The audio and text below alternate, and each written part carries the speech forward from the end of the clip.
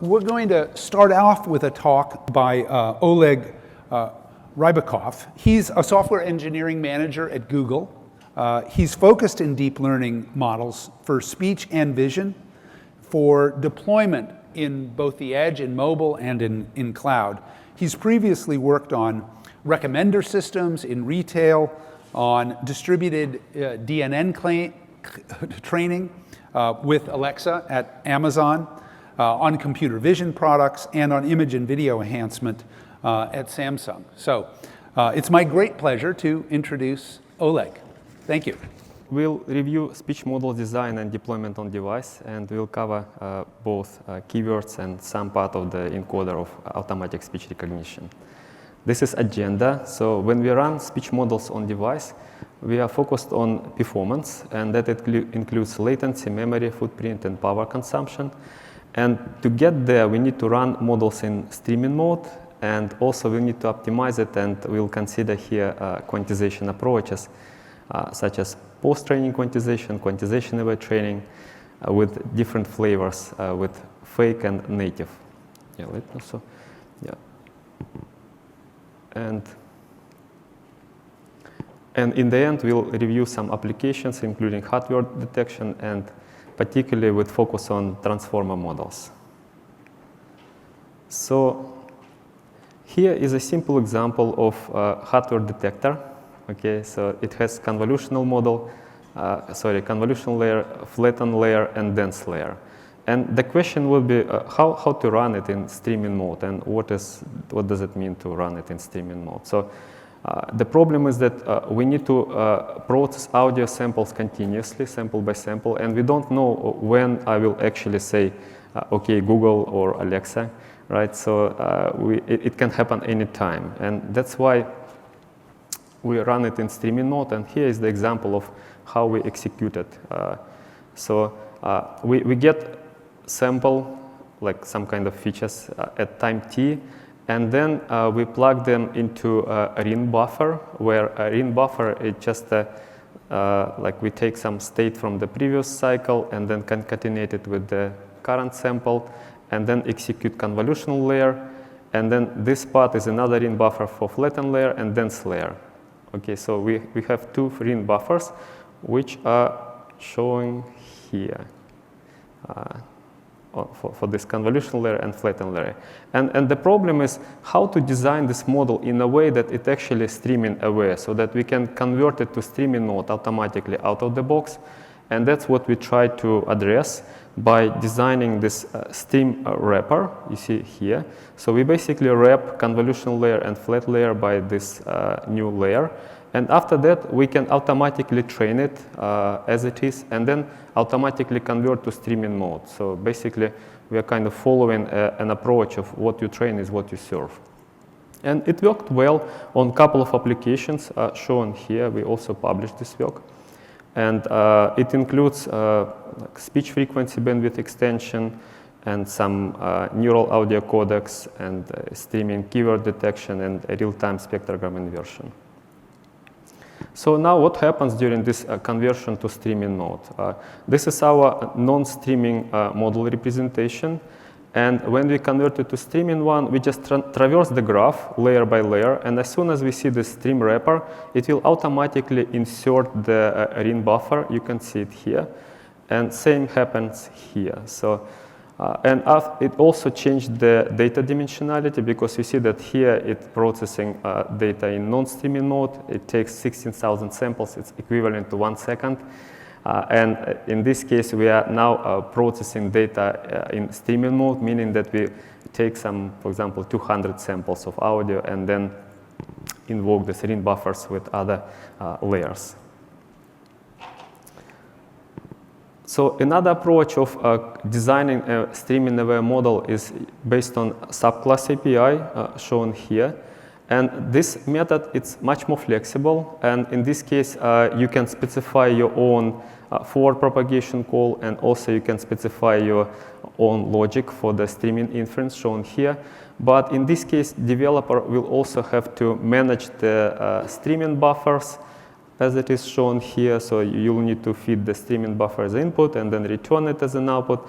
And also there can be some bugs because now you need to kind of write multiple lines of code for both non-streaming and streaming logic. Okay. So two options, and if we develop very complicated model, then we go with the subclass API. But if we design some simpler model, like a pure convolutional model like this one, which is very popular for hardware detection, then we just use the stream wrapper. And for functional API, it works out of the box. So developer does not need to do anything. You just wrap it and then train it and then run it automatically in streaming mode with TF Lite, for example. Okay. So there are some edge cases with this streaming approach. For example, if your model is causal, like it is shown here, then there is no problems. We can convert this model out of the box. But if it's a non-causal model, then we'll need to insert some additional delay layers, and it becomes more kind of engaged from the design point of view. But it's still doable, and all the primitive layers for that is available in this library. So now we can run model in streaming mode, and the remaining step is how to make it faster. And one of the approaches is quantization. And I said one of them because we also can do sparsification, tensor decomposition, and some other techniques. So let's just consider quantization. And we all know what are the reasons to use it. So we can get speed up, we can reduce memory, we also can reduce power consumption by quantizing our model. Now, the most popular technique for quantization is based on post-training quantization, and it's well supported by TF Lite. And it's pretty good. It works out of the box. It uses dynamic quantization, and it's easy to use. You just say quantize your model, set one flag, and it's done. With int8 post-training quantization, you can get up to 4x speed up, for example, on hardware models. And it also supports full model quantization, but for that you'll need to specify representative data sets. Okay. It has some cons, and one of them, it doesn't support lower bits, for example, int4 or int2, although on this conference there were some papers presented about that work too. But there are some problems even with this one, because there is a numerical difference between float model you train and the quantized model. And that makes life of developer kind of hard, because it's really it complicates the model validation, because you train one thing and then you run it on device during inference mode, and they're numerically different, and you'll need to figure out like why that happened. Okay. So, and on more complicated models, it also introduced some additional things, like numerical difference can become even worse. With fake quantization, so fake quantization addresses most of these issues, and in this case, it supports lower bit quantization. It does not need calibration data sets, and it's easy to use on functional TF Keras models. There are some problems with fake quantization. There is still numerical difference, and for example, if summation doesn't fit into 23 bits of the floating summation, then after conversion to int, there will be some numerical difference. And another thing is that it still needs the post-training quantization step shown here. So to address this issue, we are also exploring the option of native quantization await training. In this case, we are following approaches of what you train is what you serve. So in this case, we don't need post-training quantization step at all. So it means that we'll use native operations shown on this slide. So we don't, as you can see, we use int8 matmul directly. And the advantage of this technique is that you actually can get a speed up not only during inference, but during training too. And that's important not only for cloud, but for mobile applications. And another advantage is that because now we don't have post-training quantization step at all, you actually can use the same kind of model representation for both training it on TPU for cloud application and on mobile directly on mobile phone. Okay. And another advantage is that there is no numerical difference anymore, and that's great. So it will be easier to validate the overall performance of this model. The disadvantage of this technique is that user will have to manage the quantization types explicitly. For example, here I'm showing int8, and also user will need to manage the quantized variables and specify the custom gradients for the int operations. So it means that the code will be probably a little more verbose. So overall observations with this quantization listed on this slide, and we all agree that int8 activation and int8 weights works well with quantization-aware training and post-training quantization. Although, as I mentioned, with post-training quantization, there will be some numerical difference between float and quantized models. We also observe that int8 activations and int4 weights, it works with quantization-aware training, and it actually works on most of the models out of the box, so it's very convenient to just enable it and use it as it is. int4 activation and int4 weights, that becomes kind of harder, and in our experiments we observe that it works mostly on very large models, and if model is small, then we'll need to do some tuning, for example, increase number of channels, maybe add some more layers. Yeah, and if you go to a model with less than 4 bits, then it's a total model redesign. So in this case, you'll need to spend quite some time on that and hope that it will work.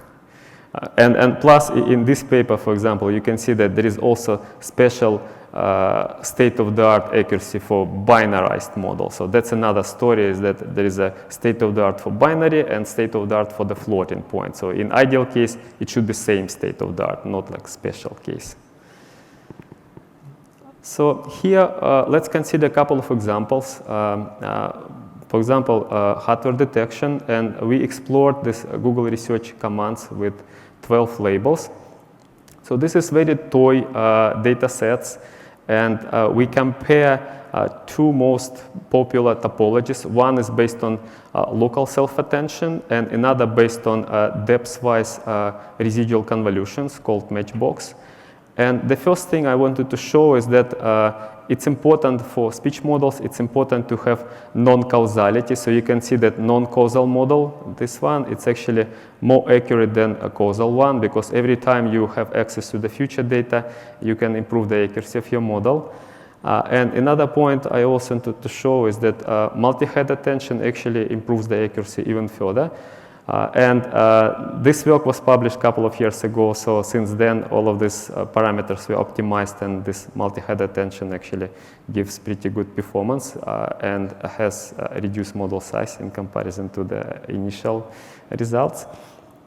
And now let's actually look at more details what happened with the local self-attention and see why it actually works and what kind of benefits it can give. So here we have some speech example, and it's actually has a left, so the user saying left here. And then we extract some local features shown in gray here. And after that, these local features, they're converted to keys, highlighted by blue here. And then the last local feature we convert to query, highlighted here. So and then we compare query, or we compute dot product of query with every keys in that point. Okay, so basically we are computing dot product between query and all keys. That's one thing. And another thing is that this model is causal, because you see that we are actually take query and then compare it with the past features stored in keys. And you can think about it, it's a convolution. Okay, so that's one step. We just convolve this query with keys, and within this convolution, you notice that this query actually is a dynamic convolution. So it means that the weights are changing every time we run it, and the weights are depend on the input data. So that's the key difference between a standard, for example, depth-wise convolution I described earlier called matchbox. In their case, it does just pattern matching, and the weights are static during inference. So in this case, weights are not static, okay, so they're dynamic. That's the first key difference of this single head self-attention. By the way, this is just a single head, very, very toy example, okay? And you can easily extend it to multi-head attention. I'll show it on other slides. And then after that, as soon as we compute this convolution of query with keys, we get some values here, and then we normalize them through softmax. And this way, that's another dynamicity. Like before, I mentioned that we have dynamic weights here, but this is another dynamicity which is basically applied in time dimension, so that we are now trying to learn which value which is here will be most important in time, okay? And on that slide, let me show you here, I actually explicitly highlighted here. This is again my word left. And these are the softmax value for the 4 heads. And you can see that every head is actually attending to some particular part of the word left. For example, this is L, E, F, and T, okay? And now let me go back. So this is another dynamicity in the model which allows me to actually like highlight the most important features in the time. So it means that, for example, if I'm saying, okay, Google, or if I'm saying, okay, Google, then it will actually able to highlight or learn most important features through this softmax weights. And as I show here, highlighted and learn the most important weights, and regardless of when this T will pop up, even if it pop up here, this softmax attention will be higher here. So that's the main difference in comparison with the standard residual depth-wise convolution shown here. And in this case, you can see that I also highlighted this part as a filter in a way, because I'm using global averaging pooling. So there is no attention here, you see. And in this case, if model didn't see this kind of like long-term speech, then it will never able to detect it. Okay, whereas self-attention should be able to generalize, because we are explicitly letting model to actually learn it through this kind of dynamic filter in a way. Okay, so now let's look at streaming multi-health self-attention. And basically, it's the same model I showed here. The only difference is that now we are increasing number of heads in query, in keys and values. And we also convert the whole model into streaming. It means that we will rerun this convolution every time we shift this window, because now we are extracting these features in a local window, and that's why we'll need additional RIN buffers shown here. But other than that, it's the same model topology, and because of multiple dimensions, now I just wrote einsum there instead of just convolution or dot product. And in the end, now let's look at the real model, because before I showed you the really toy examples where model has just less than 1 MB size. And in this case, this is conformer encoder SR model, and this is just part of it, the encoder. And where conformer, it's a self-attention transformer. And here I benchmark 17 conformer layers with the causal local self-attention, which goes back into 60 frames. And as you can see that, like floating model, it has size of almost 1 GB, and I cannot run it in real time. But after quantizing, it actually becomes not that bad. It's just 100 MB size, and now I actually can run it in real time. And this is the real kind of more or less production model, which has reasonable accuracy, and that's what we are focused now. Yeah, that's it. Thank you. It can be, and we can see it in all other papers, that as soon as you have some kind of dynamic structure in the data, so you can apply it to speech, you can apply it to images, because images have the same problem. You have different scale and or different distance between objects, and then you need to take care of that by allowing model to learn actually this kind of dynamic structure of the scene. And from my point of view, this is a pretty like main application, I would say. So computer vision and speech recognition. Yeah.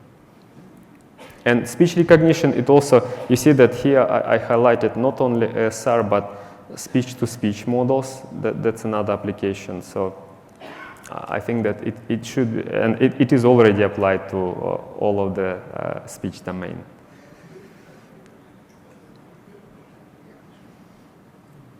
Hi, Oleg.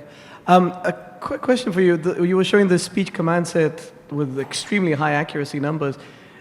Did you train on only that data set and you were able to achieve that? Or was that based on training in general and using the data set to test? So it was trained only on these data sets. Yeah. No augmentation, no extra? Actually, we see that, for example, spectrogram augmentation, that's quite important feature. But we didn't use additional data augmentation. So like some extra data from other keyword data sets. Here we use data augmentation in terms of you call it blackout or dropout. Yeah, but you apply dropout on spectrogram itself. So this one was very important. And another technique, like a simple one, just stretch the audio a little bit and squeeze it. Yeah. It also helps. Okay, yeah. Thanks.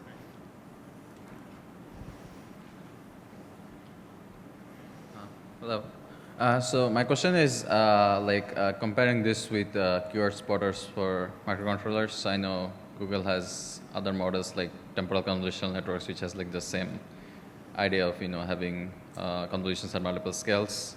Then there are like attention condensers, so their size are in like the kilobyte regime. So I was wondering like how the performance of this compare with those kind of keyword spotters, which are using like attention condensers or temporal convolutional networks. Oh, we actually benchmark, let me go here, let me go back here. I provided all the links to these experiments, and these are only two kind of most popular models, but there is a full list of models like temporal T-series net, D-series net, Matchbox, multi-head attention, RNN, RCNN. So at least like dozen of models, and we also benchmark models with different sizes. But I wanted to say that this is still very toy data sets, and to kind of represent these 12 labels on this toy data, you don't need actually large models, like even 75,000 parameters, it's too much. We saw that we can run models with 4,000 parameters or even less. Why I mention it, because in real production, this doesn't work.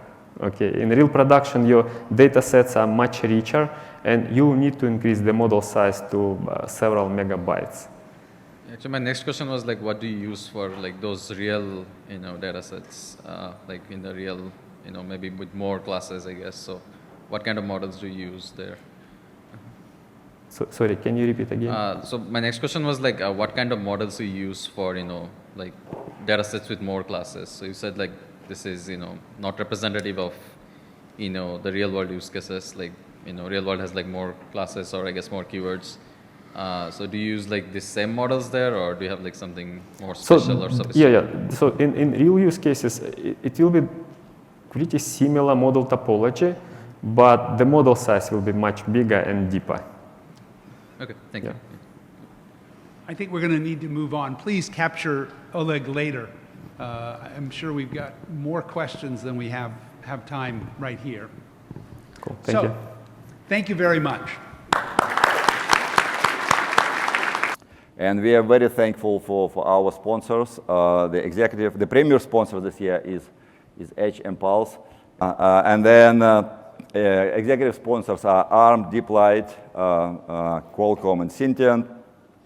Platinum sponsor, Analog Devices, BrainChip, Infineon, Clickertech, Latent AI, NXP, Reality AI, Renaissance, Sony Semiconductor, and Synaptics. Really very diverse company, great companies who are really driving tinyML forward.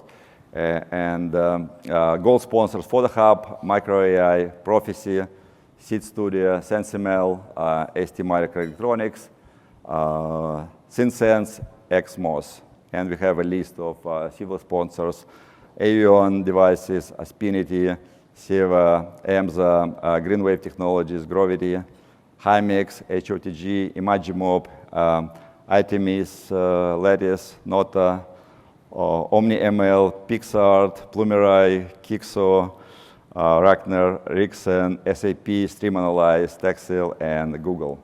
So we are very thankful for their support and, more importantly, for them being part of this community and driving it forward.